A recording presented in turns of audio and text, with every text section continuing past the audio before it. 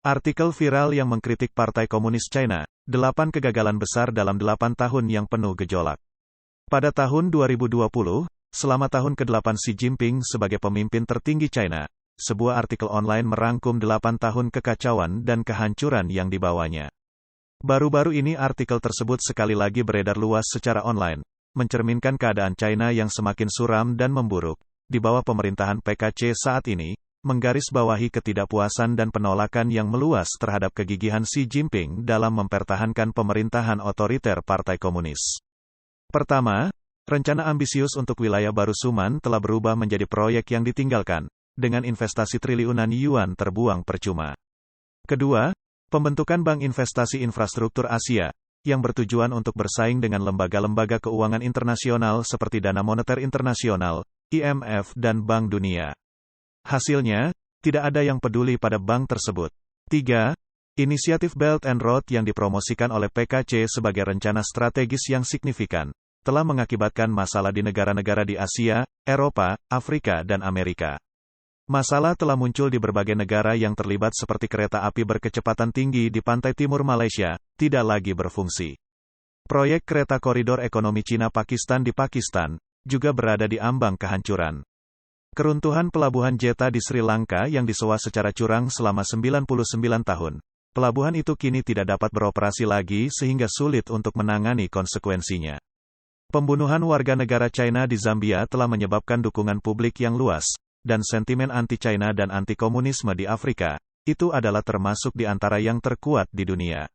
Ratusan miliar dolar yang diinvestasikan memiliki sedikit harapan untuk pulih.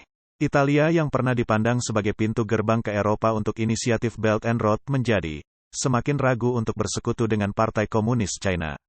Di Amerika Selatan, Brasil adalah mitra terbesar Partai Komunis China, tapi karena tindakan hegemonik PKC, seluruh penduduk Brasil telah mengadopsi hidup Taiwan sebagai tagar teratas, yang mengakibatkan keterpaparan yang belum pernah terjadi sebelumnya bagi Taiwan dan Brasil.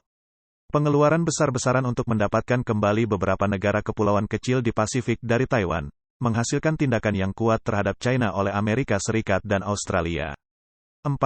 Hong Kong yang dulunya adalah pusat keuangan internasional yang berkembang pesat telah bertransformasi menjadi seperti sekarang ini. Selama 40 tahun terakhir reformasi dan keterbukaan China, modal besar dan teknologi mengalir ke China daratan melalui Hong Kong. Pasar saham Hong Kong menyediakan pendanaan bagi perusahaan milik negara dan swasta.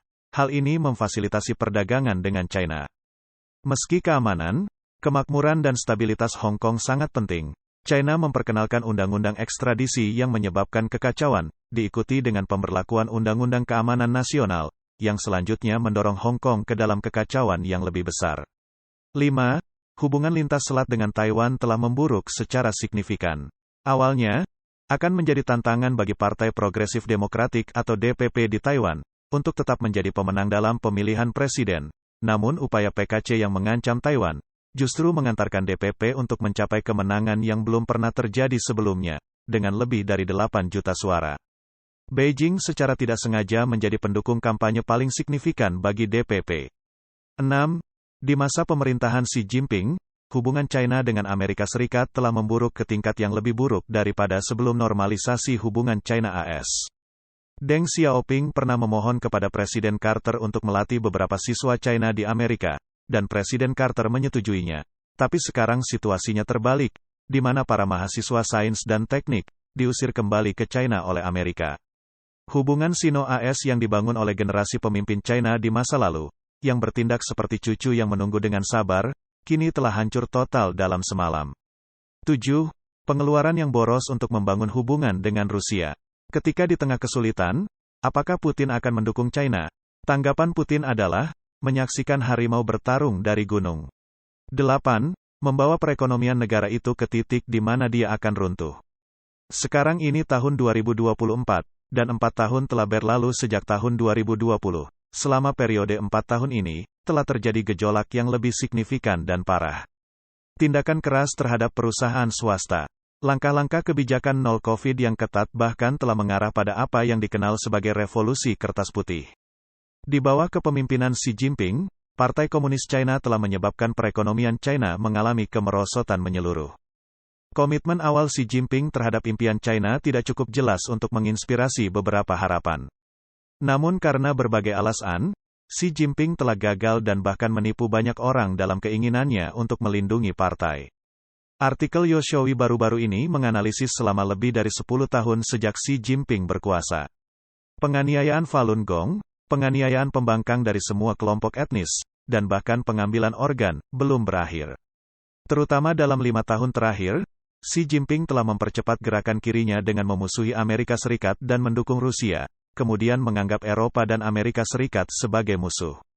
Sementara itu, perusahaan-perusahaan dalam negeri ditekan dan menyebabkan perekonomian semakin terpuruk. Pada saat yang sama, pembersihan sedang dilakukan di dalam partai untuk memperkuat kontrol terhadap rakyat. Blokade ekstrim terhadap epidemi selama 3 tahun telah meningkatkan ketidakpuasan masyarakat. Saat ini, banyak orang percaya bahwa Xi Jinping tidak pernah melakukan hal baik apapun yang bermanfaat bagi negara dan rakyat, atau apakah dia pernah mencapai prestasi besar. Sebaliknya dia meninggalkan proyek yang belum selesai di mana-mana. Orang-orang di semua lapisan masyarakat kecewa, dan telah muncul perasaan tidak tenang untuk mengganti kepemimpinan.